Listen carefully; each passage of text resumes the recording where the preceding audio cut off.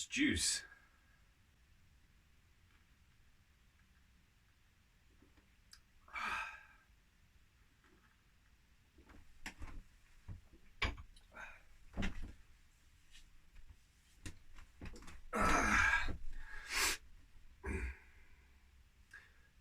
Greetings, fellow travelers on the Golden Path. Welcome to Atreides HEMA. If you are a subscriber, welcome back. If you are new, a warm welcome to the channel. I've never done this before. This is a brand new concept. I normally just film myself hitting other people with swords, but this is a whole new thing to me, so I'm going to have a good old go at it. Welcome, all of you. My lungs taste the air of time blown past fallen sand.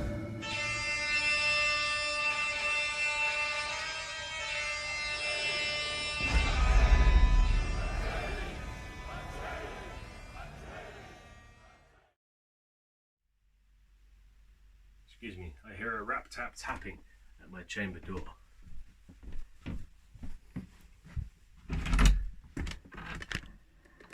Hello. Come on in. Good boy.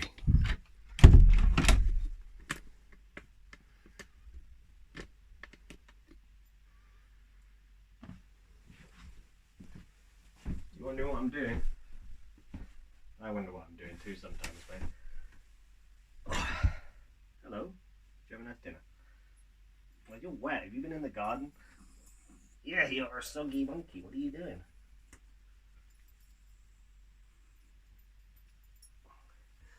This is Dwalin, everyone. He is a dog. Do you want to say hi? I don't know if they can see you down there. Yeah, I know. I'd be pissed off too. Hello. They're the people. Say hi. Oh, don't. That's an option too. You gonna go in your bed? Do you know why you're here?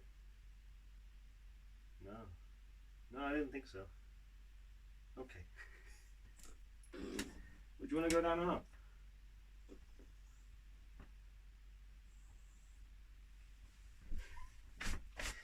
You're indecisive.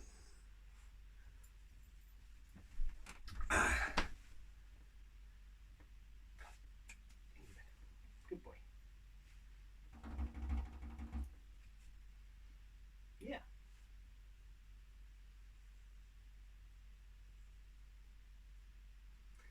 Every video should have a dog.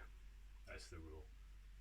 So for those of you who've been watching my channel for a little while, you'll know that I mostly do just combat footage of our sparring days.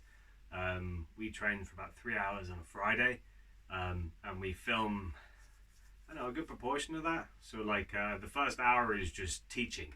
As with most HEMA clubs, we have a lot of just, you know, learning different plays from whoever it might be. We're currently going through Ringek at our club, and we've just finished with Joachim Meyer. Sorry. So we have an hour of training, an hour of actual sort of practicing, and then we'll do an hour of sparring after that, and that will be mixed. So a bit of synthetic sparring, a little bit of steel, and, you know, mixed weapons, whatever you fancy doing really. And then after that, there's an hour of steel where we do mostly longsword, and me and my fellow YouTuber 6Dead0 HEMA, we film a lot of that and we put it up on YouTube, and that's what you've been watching. We very recently did a video where we did sort of more of an interview style sort of video where we talked together and we discussed what weapons would you use in different scenarios, kind of a thing, inspired by the video that Matt Easton put out a little while back actually, well, no, actually fairly recently, on Scholar Gladiatora. So we figured with having done that, and we were quite happy with that was the style we could do, that we would carry on doing more videos like it in the future. And I guess this is just to introduce this new sort of like setup. I'm actually in my, you know, loft conversion, which is my sort of like den. It's my gaming room, it's my armory and library, and I do a lot of my sort of video editing up here, and I keep all of the gear I've collected over many years. Now, a little background on me. So I've been doing HEMA now since, well, I started just before the unspecified virus of unknown origins time. And I just started as that all kicked off. So there was a club that was about an hour from here in Exeter that I went to for a couple of sessions, and then obviously everyone got locked down. We couldn't do anything for a while, and then I started doing it in earnest in a club I found in Plymouth, and that's where I am now, carrying on doing that. And so I've only been doing HEMA for a few years, but before that I did well over a decade of reenactment stuff. So Viking Age reenactment, as you can probably tell by the various equipment I have lying around. And even before that, I've just been one of those kids who was always playing swords. Anytime you found a stick in the woods, you became Aragorn, felling the orc nettles. And so I've always had a fascination with historical combat, and HEMA has given me an opportunity to really flourish and actually get good at it. I competed not recently, it was a few months ago, at a Wessex League tournament, and I managed to win the gold in Pool B of the German longsword. The shiny behind me, which was quite cool.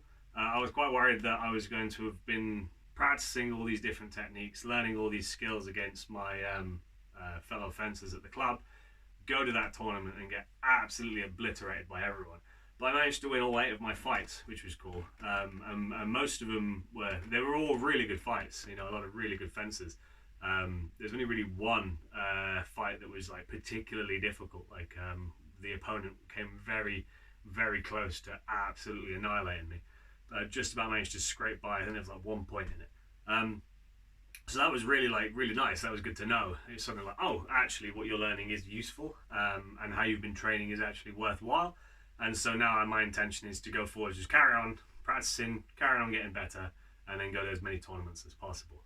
And that's just a roundabout way of saying that I'm not just some clown who's just looking to grab your attention. I'm doing this mostly for fun. We film our fight anyway because we find it a valuable tool to look back at the fights that we've had so we can improve. And the other members of the club appreciate it as well, because when you're in the fight, you can ask your opponent, hey, what can I stand to improve on? And there's only so much information they can give you because they were fighting you, they were busy. They can try and help you address your form a little bit, say, oh, you were getting me here and here, and you could stand to defend yourself better from this side. But without being able to physically watch yourself fight, you're going to struggle to improve as rapidly as you could do otherwise. Which is why we started filming it, and then we decided, hey, this would be quite cool if we could just stick this up somewhere. It saves us on storage space, for one thing, so we could just deposit it all into one space. And the other YouTube channel was 6 Dead Zero HEMA. He started it first, my buddy Kieran, and then he talked me into doing it too. And it's just a place for us to deposit our videos. And to be honest, most of it's a meme war between me and him. Every video we do is just trying to annoy the other person. So that's flourished into something that he's managed to gain over 2,000 followers. I'm well on my way to 500 in the first month of doing it. So we figure that people are interested enough that it's kind of worthwhile doing. And I've already spoken to several people now who have found watching our videos helpful to improving their HEMA game. And that's kind of all we're really here for, is to help teach people. So I've been instructing at the club now for, I guess it must be the last year or so, unofficially, and officially within, I don't know, the last 9 months maybe.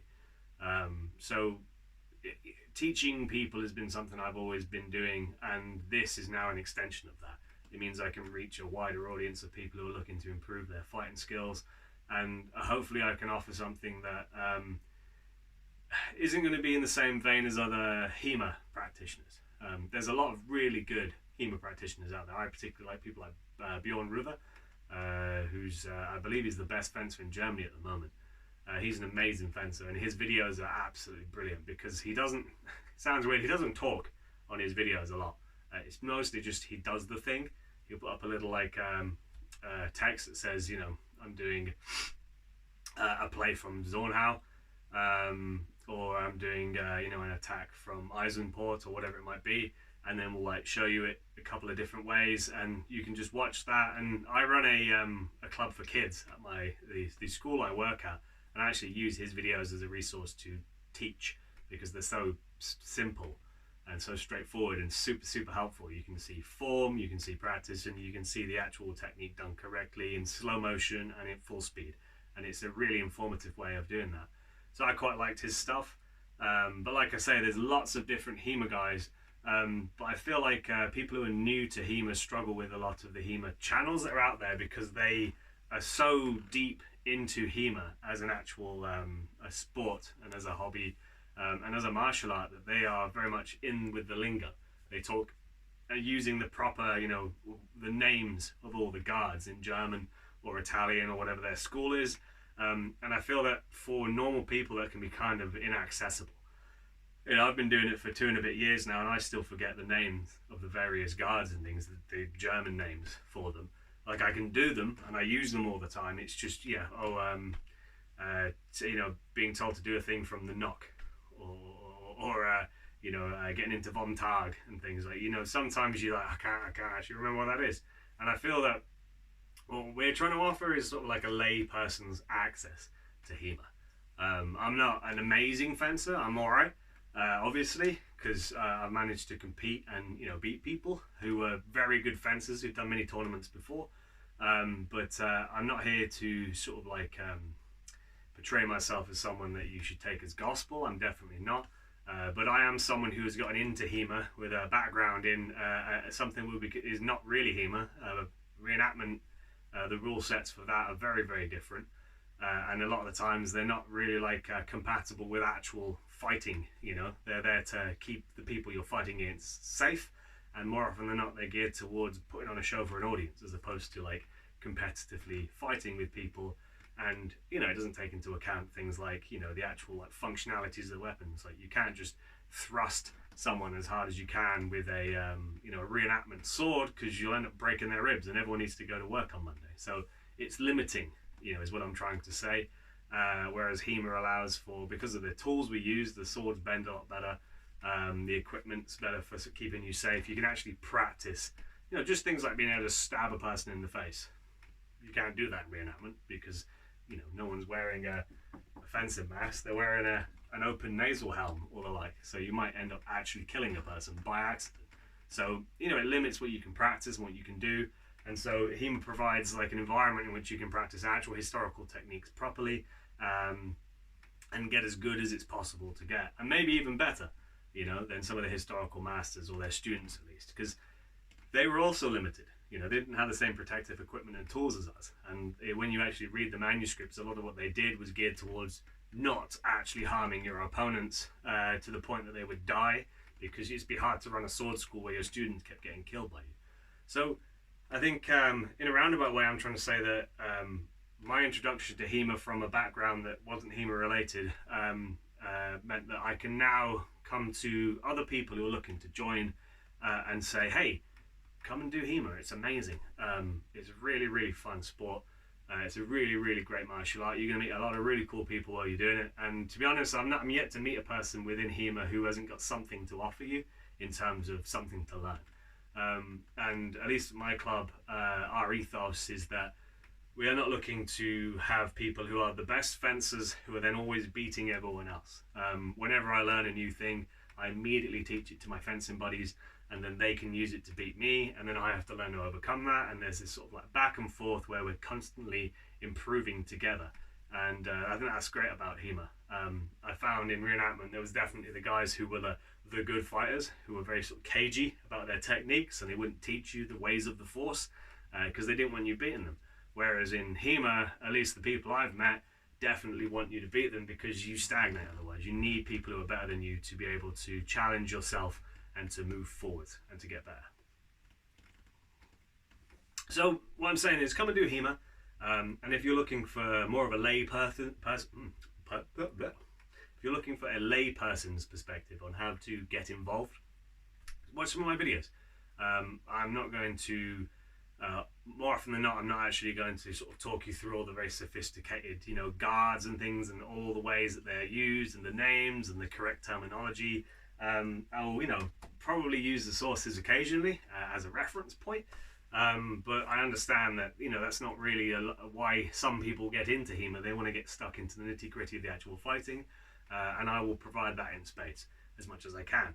So this video has been basically an introduction to this new format, which is hello, welcome to how I'm going to be doing things a little bit from now on, and I will try my best to essentially provide what you are looking for in terms of videos about HEMA. You know, I won't lecture you on the historical, there's a fly in my room, the historical complexities of the various sort of sources, whereas it has a place, and I will discuss it at some point. It's not going to be the glut of what I do. I will show you how to unga and bunga efficiently so that you are the greatest ungerer and bungerer. And that'll be it, really. I hope it'll be funny. I hope it'll be a good laugh. I hope it'll be informative. I think if you can walk away from this being even a little bit better of a fencer, I'll be quite happy with that. So yeah, this is Atreides HEMA, and I look forward to seeing you in the next video, I guess. Cheers.